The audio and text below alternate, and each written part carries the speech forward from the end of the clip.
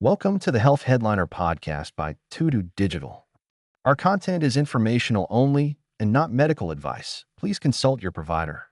Now, let's dive into today's headlines. We're always hearing about the next superfood, but what if the key to living longer isn't just one magic ingredient? Right. What if it's more about the overall balance? Like what whole populations are eating? Exactly.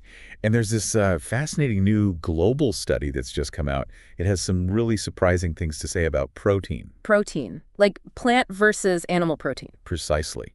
It looks at whether the type of protein a country tends to consume, more plant-based or more animal-based, might actually link up with how long people live. Okay, that sounds interesting. So where did this study come from? It's research from the University of Sydney, published in Nature Communications. And there was a related piece in Health News covering it, too. And it's a big one, right? Lots of data. Oh, massive. They looked at food supply information and demographic data from 101 countries. Wow, 101. Yeah, and over nearly 60 years. Think about that. 1961 all the way to 2018. 60 years? That is a serious chunk of history. So for everyone listening, why is this deep dive relevant? What are we hoping to unpack here? Well, I think it gets to the heart of questions we all have, about healthy eating, longevity.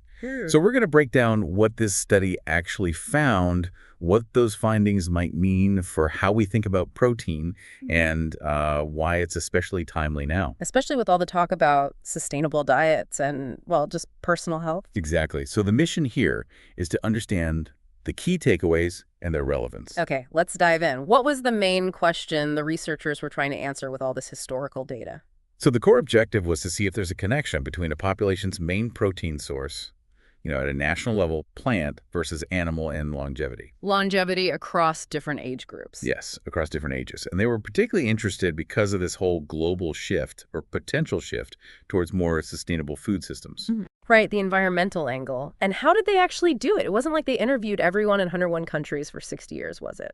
No, definitely not. They used publicly available data, specifically national food supply data. Food supply. So what does that include? It covers things like how much food is produced in the country, how much is imported, the total calories available, and importantly, how those calories break down. Into proteins, fats, carbs. Exactly. Proteins, fats, carbohydrates. And they tracked this year by year for that whole 60-year stretch in all those countries. That sounds like an absolute mountain of information.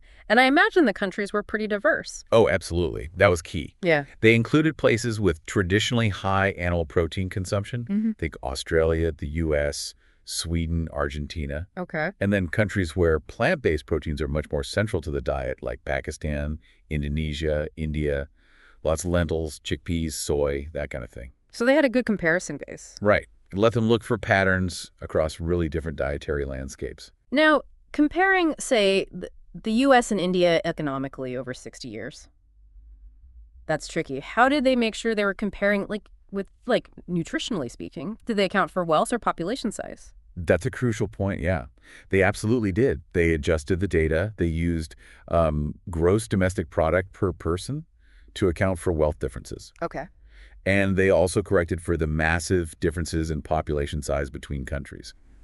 These adjustments were really essential, so the result didn't just reflect economics or numbers of people. Got it. So it's focused more purely on the food supply patterns. And they didn't just look at overall life expectancy, did they? They looked at specific ages. Right. They focused on what's called age-specific mortality. It's a key indicator of population health. Meaning? Specifically, they looked at survival rates at 2 key points. Yeah. Survival at age 5.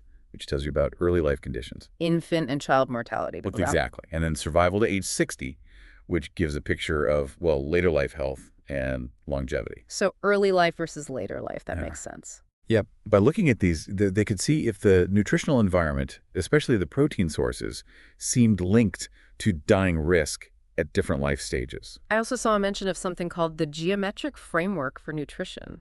Sounds complicated. What's that about? Yeah. It sounds technical, but the idea is pretty intuitive. It's basically a tool that helps researchers look at macronutrients, protein, fat, carbs, not just in isolation, but how they interact. Like the balance between them. Precisely. It's about the balance or the ratio. So instead of just asking how much protein, it asks how much protein relative to fat and carbs does that balance matter for health outcomes like survival? Okay, yeah, that makes sense. It's the whole dietary pattern, not just one piece. So Mhm. they used this framework, analyzed all that data.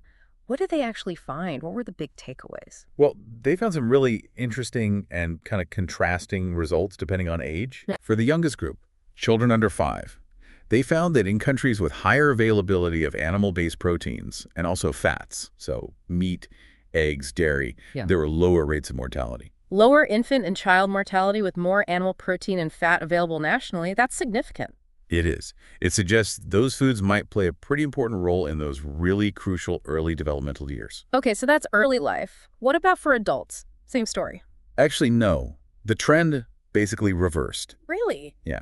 For adults, they found that higher availability of plant-based proteins, things like chickpeas, tofu, peas, legumes, nuts, whole grains at a national level, was associated with increased overall life expectancy. Wow. So more animal protein linked to better survival for kids, but more plant protein linked to longer lives for adults, broadly speaking. That's the pattern they observed at the population level, yes. What about just the total amount of protein, regardless of where it came from? Did that matter? It did.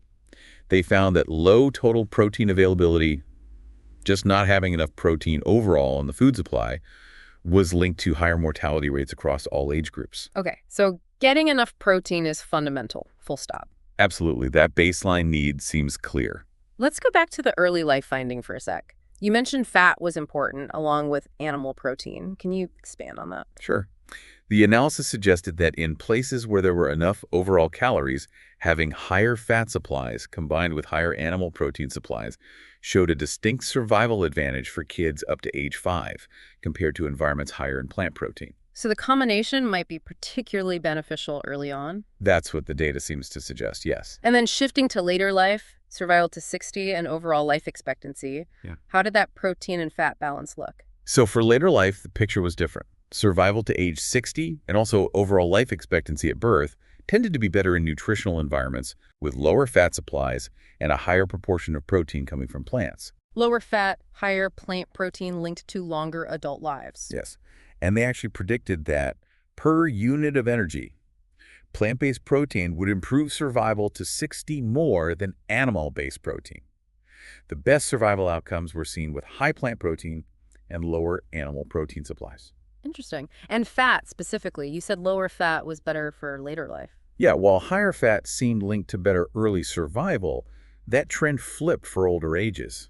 Survival to 60 seemed to peak when national fat supplies were low. What about the third macronutrient, carbohydrates? Did they play a role? They looked at carbs too. It seemed that moderate carbohydrate supplies, not too high, not too low, were associated with the best later life survival outcomes. Okay. And they also did something called a hazard ratio analysis. What did that show about the actual probability of dying? Right. The hazard ratio analysis gives you a sense of the likelihood of mortality. It basically confirmed the other findings. A higher proportion of animal protein supply was linked to a lower probability of death in early life.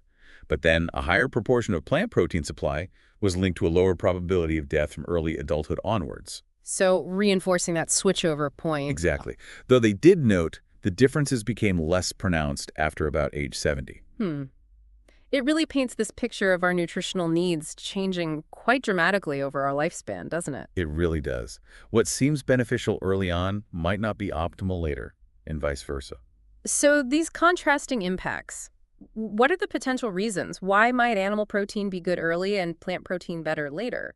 Well, the study suggests potential reasons. For early life, it could be about bioavailability. Animal protein is often more easily digested and absorbed, and it contains, a full profile of essential amino acids needed for rapid growth. Plus, those foods often carry key micronutrients. Like iron, zinc. Exactly, crucial for development. Then for later life, the advantage of plant-based protein might relate to factors associated with those diets, like higher fiber, more whole grains. Things linked to lower chronic disease risk. Precisely. Lower risk of things like heart disease, type 2 diabetes, which become bigger threats as we age. There's also the flip side, potential downsides of high animal product intake later in life, like saturated fat and cholesterol. Okay, so this is fascinating population level stuff. How could this influence, say, dietary recommendations or public health thinking? Well, it definitely adds a layer to the conversation, especially with aging populations globally and this big push towards sustainability. Right. Understanding these national-level links could help inform broader strategies, potentially shaping dietary guidelines down the line. But it's not a simple meat bad, plants good message, is it? The study seems more nuanced. Absolutely not. That's a key point the researchers make. It's a mixed picture, as one of the authors put it.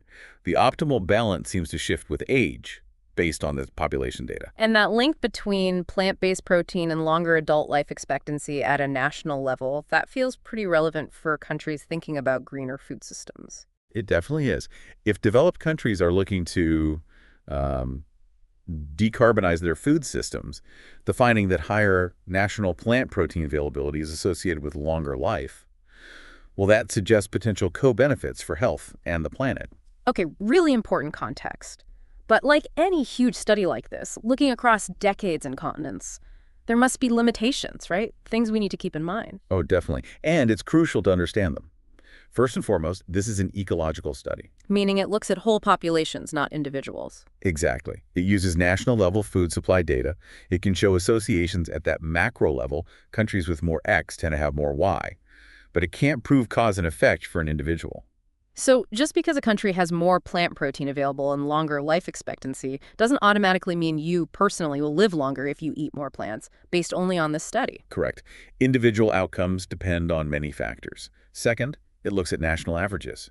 It doesn't capture the huge variations within countries. Right. Diets can vary massively, region by region or by income within the same country. For sure. And third, there's difference between food supply and actual food intake. Yeah. What's available isn't always what's eaten. Exactly. Food waste happens at many levels: farms, transport, stores, homes, and individual choices vary. So supply is a proxy, not a direct measure of consumption. That's a good point.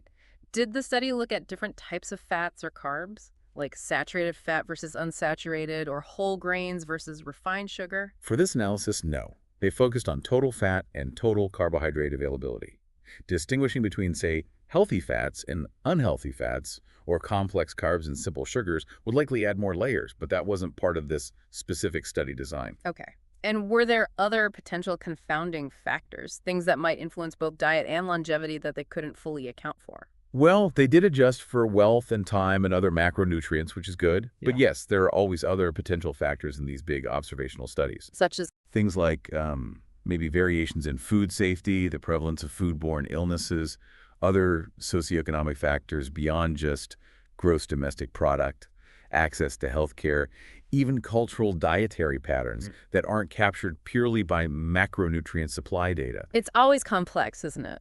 It is. So we see these strong associations, but interpreting them requires acknowledging these limitations. Definitely. So knowing the findings and the caveats, what did the actual researchers say about the implications? Well, Dr. Alistair Sr., one of the lead authors, really stressed the importance of knowing that higher plant-based protein availability is linked to longer life.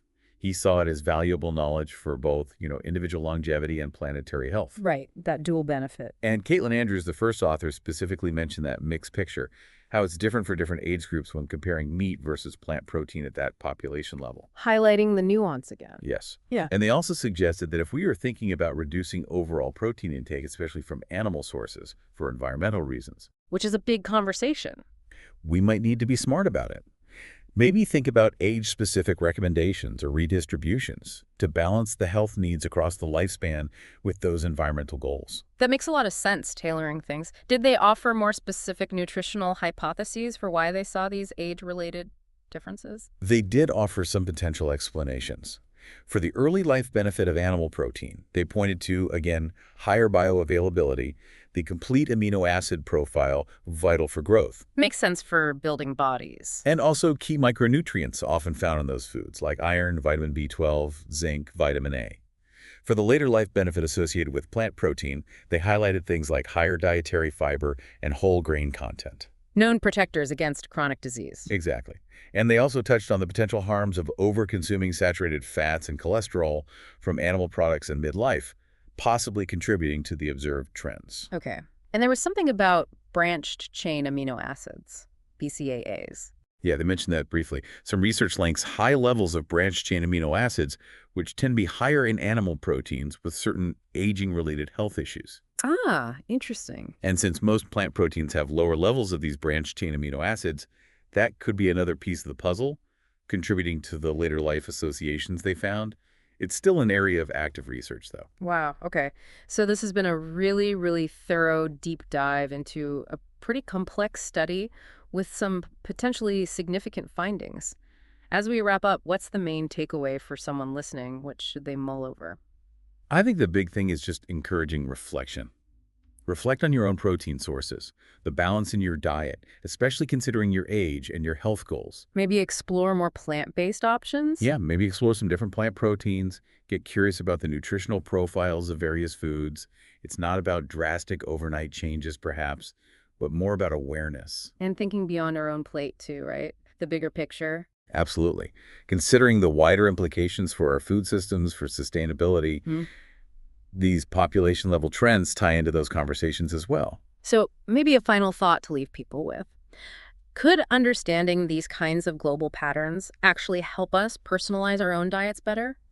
Optimize for health at each life stage, while also making food choices that are maybe a bit kinder to the planet. That's a great question to ponder. Can we use this large-scale knowledge to inform smarter choices both personally and collectively? It certainly gives us a lot to think about. Thanks for tuning in to the Health Headliner podcast by To Digital. Like and subscribe for more health news and breakthroughs. Stay healthy and informed. See you next time.